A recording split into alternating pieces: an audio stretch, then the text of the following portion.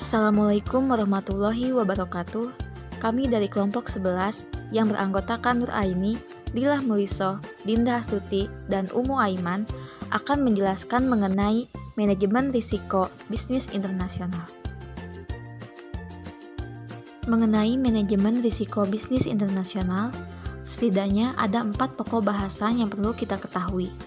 Pertama, pengertian manajemen risiko. Kedua, tujuan manajemen risiko. Ketiga, jenis risiko bisnis internasional. Keempat, kebijakan manajemen risiko bisnis internasional.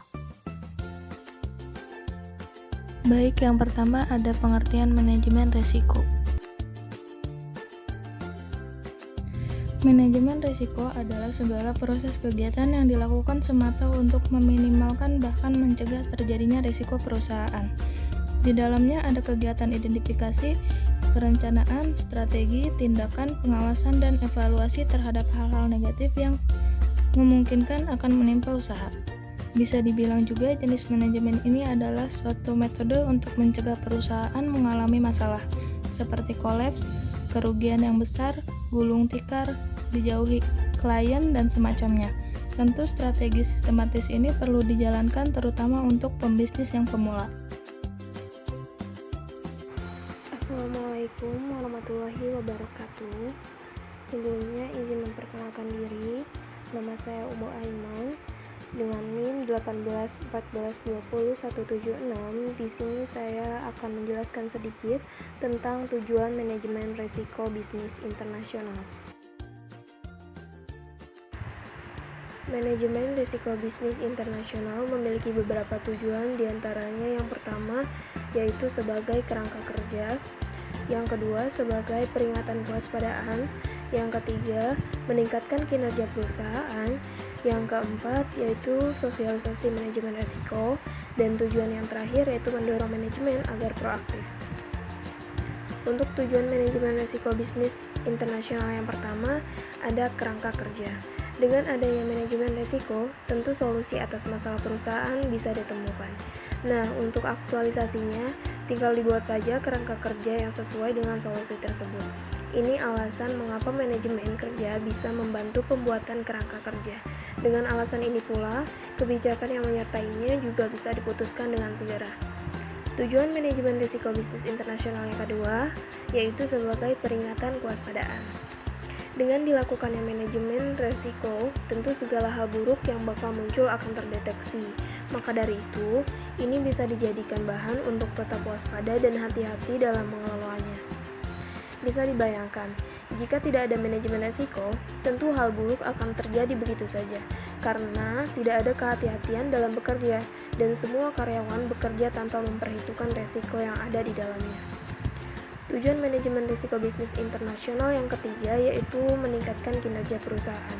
Maksudnya adalah membantu meningkatkan kinerja perusahaan dengan menyediakan informasi terkait risiko yang disebutkan dalam peta risiko atau risk map. Hal ini juga berguna dalam pengembangan strategi dan perbaikan proses risk management secara berkesinambungan. Tujuan yang keempat yaitu sosialisasi manajemen risiko. Maksudnya adalah membangun kemampuan individu maupun manajemen untuk mensosialisasikan pemahaman tentang risiko dan pentingnya risk management. Tujuan yang terakhir yaitu mendorong manajemen agar proaktif. Maksudnya di sini adalah mendorong manajemen agar bertindak proaktif dalam mengurangi potensi risiko dan menjadikan manajemen risiko sebagai sumber keunggulan bersaing dan kinerja perusahaan. Baik, selanjutnya saya akan menjelaskan mengenai 9 jenis risiko bisnis internasional yang perlu kita ketahui. Pertama, yaitu risiko strategis. Risiko strategis merupakan kemampuan perusahaan untuk membuat keputusan strategis untuk merespon kekuatan yang merupakan sumber risiko. Yang kedua, risiko operasional. Risiko ini disebabkan oleh aset dan modal keuangan yang membantu dalam hari-hari operasi bisnis. Yang ketiga, risiko politik, di mana tindakan politik dan ketidakstabilan dapat membuat sulit bagi perusahaan untuk beroperasi secara efisien di negara-negara akibat publikasi negatif dan dampak yang diciptakan oleh individu dalam pemerintahan atas. Yang keempat, risiko negara atau ketidakstabilan suatu negara dapat menciptakan risiko yang mungkin membuat sulit bagi perusahaan multinasional untuk beroperasi dengan aman, efektif, serta efisien.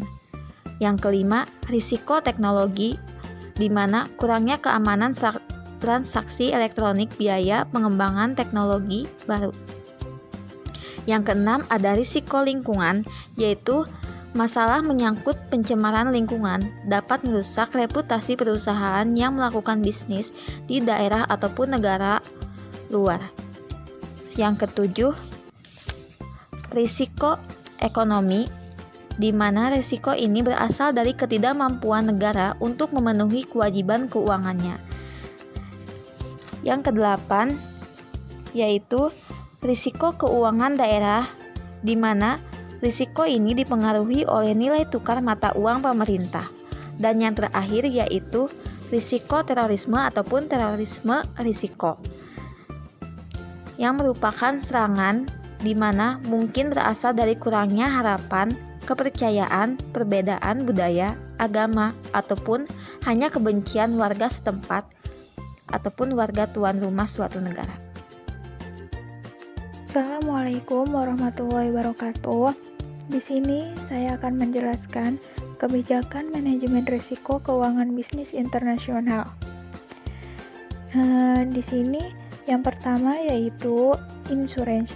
Pada umumnya perusahaan yang melakukan transaksi bisnis internasional akan selalu membuat kontrak dengan pihak asuransi untuk melindungi resiko kerugian yang mungkin timbul. Yang kedua, aset liabilities management.